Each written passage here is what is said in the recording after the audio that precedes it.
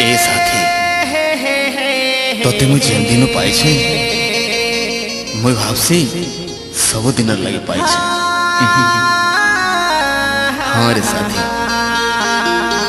तुई मोर ए जन्म नहीं 7 जन्म नहीं 8 जन्म नहीं तुई मोर जन्म जन्म रे साथी। I love you I love you I love you.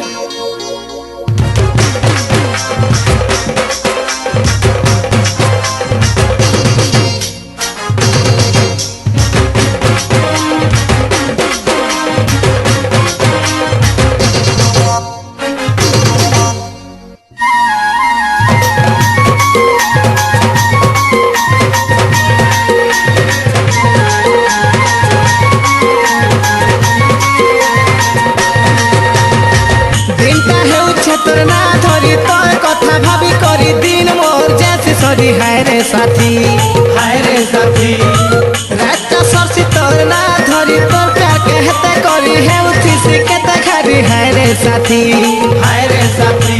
खाला बेले तते मने पड़ुछे सुइला बेले तते मने पड़ुछे कादला बेले तते सोर लागुछे चाला बेले तते सोर लागुछे। I love you I love you I love you I love you I love you। भल पाउछे तते लो मते भूली नहीं जीवू। भल पाउछे तते लो मते भूली नहीं जीवू।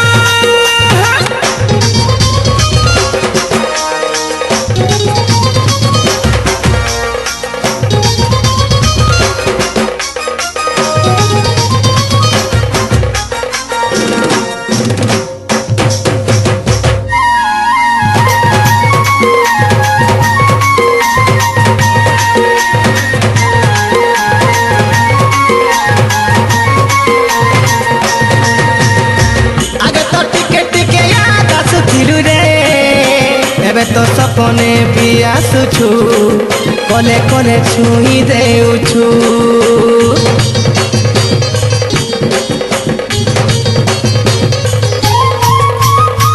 आखिने दिसुती से खाली तोर चेहरा चुरे नेला आखि झुमुरा करी देला मते बाउरा। फगुन मासर तुई कली धुका ताकि रही छे तते लो एका अंधार राती तुई मोर दीपशिखा तुई थिलु मोर कपाले लेखा। I love you I love you I love you I love you I love you। भल पाउछे तते लो मते भूली नहीं जीवू।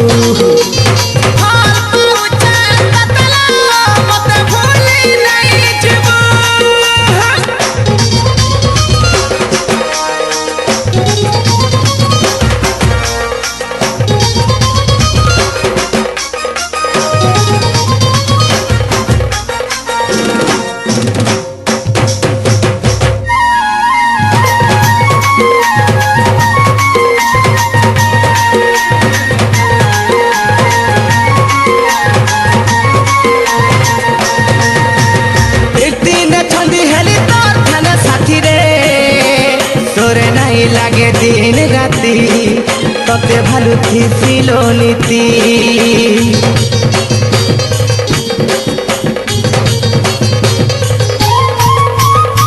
झिलमिल चेहरा तोरा का सतारा रे मते करुथिसी इशारा सब ठानु सते नियारा।